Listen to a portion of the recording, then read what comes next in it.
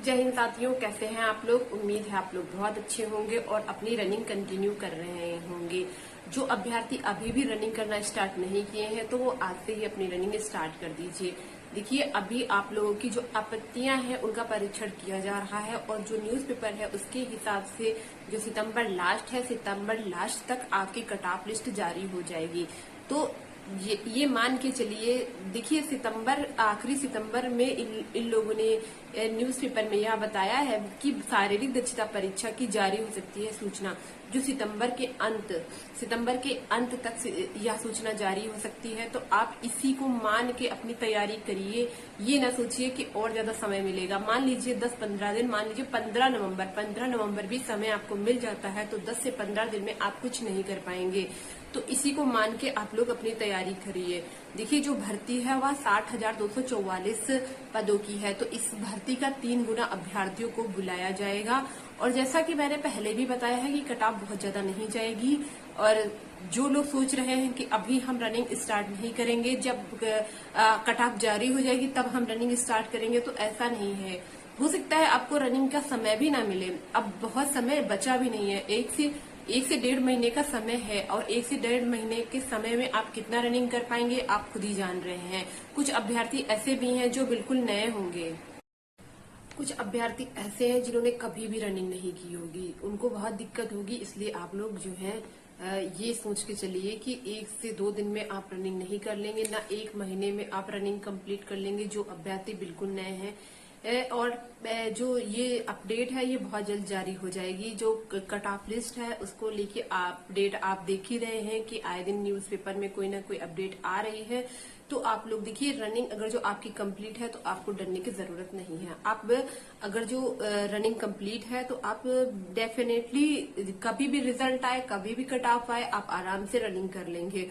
और देखिए, जैसे 41,520 वाली जो वैकेंसी थी उसमें हुआ था कि 5 दिसंबर को रिजल्ट आया था, 7 से डीबीपीएसटी शुरू हो गया था और तुरंत रनिंग शुरू हो गई थी।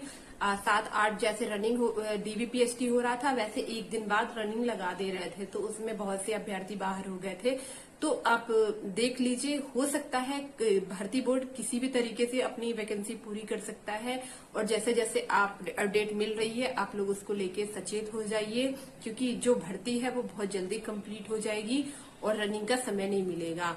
आप लोग अगर जो रनिंग अभी भी स्टार्ट नहीं किए हैं तो रनिंग स्टार्ट कर दीजिए। देखिए, जो 23 की सेकंड शिफ्ट और जो 30 की सेकंड शिफ्ट है, इनके प्रश्नों को लेकर जो आपत्ति दर्ज कराई जा रही है की गई है उनका परीक्षण किया जा रहा है।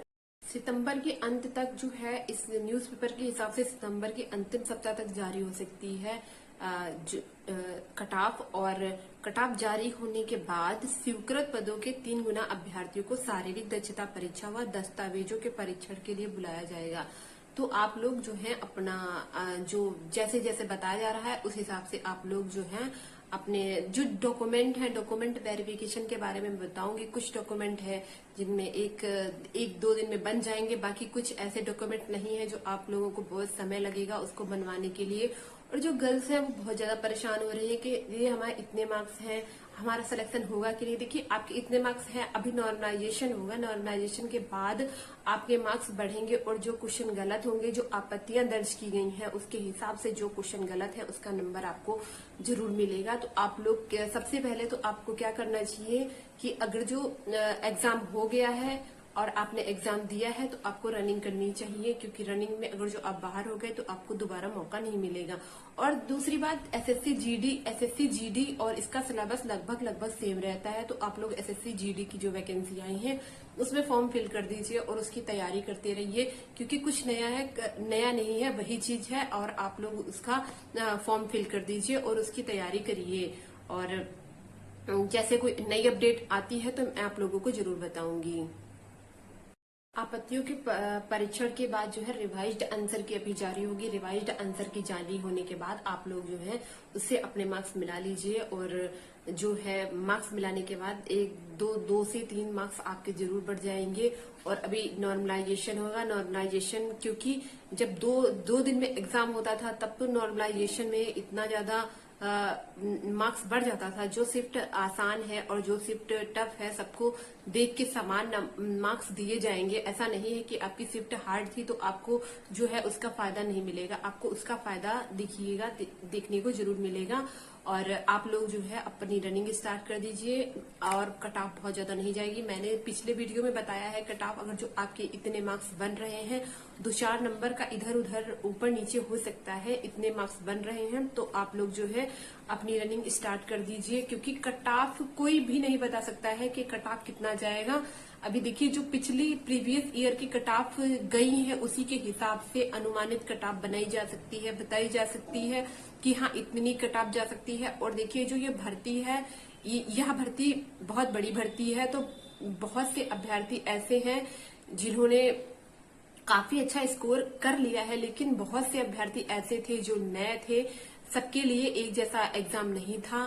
तो मान के चलिए सबको देख के ही कट ऑफ बनती है, तो आप लोग अपनी तैयारी शुरू कर दीजिए। रनिंग नॉर्मलाइजेशन का रोल बहुत बड़ा रहेगा, क्योंकि यह परीक्षा 10 पालियों में हुई है। जब 41,520 की वैकेंसी थी उसमें नॉर्मलाइजेशन में 30-30, 35-35 मार्क्स बढ़े थे, लेकिन जो 49,568 वाली जो वैकेंसी थी लगभग उसी में जो स्टूडेंट फेल हुए थे 41,520 में, वही अभ्यर्थी ज्यादातर थे 49,568 में। और देखिए उसमें जो है नॉर्मलाइजेशन बहुत ज्यादा नहीं मिला था, करीब 7, 9, 15 मार्क्स कुछ लोगों को मिला था, किसी को 7 मार्क्स का नॉर्मलाइजेशन, किसी को 9 और किसी को 15-15 मार्क्स का नॉर्मलाइजेशन मिला था। तो आप लोग देखिए जिस हिसाब से पेपर हुआ है उस हिसाब से नॉर्मलाइजेशन का फायदा मिलेगा। और आप लोग जो है रनिंग को कंटिन्यू कीजिए और अच्छी डाइट लीजिए। और अगर जो रनिंग से रिलेटेड या इस परीक्षा से संबंधित कोई भी प्रश्न आपको पूछना है तो आप कमेंट बॉक्स में पूछ सकते हैं। जय हिंद, जय भारत।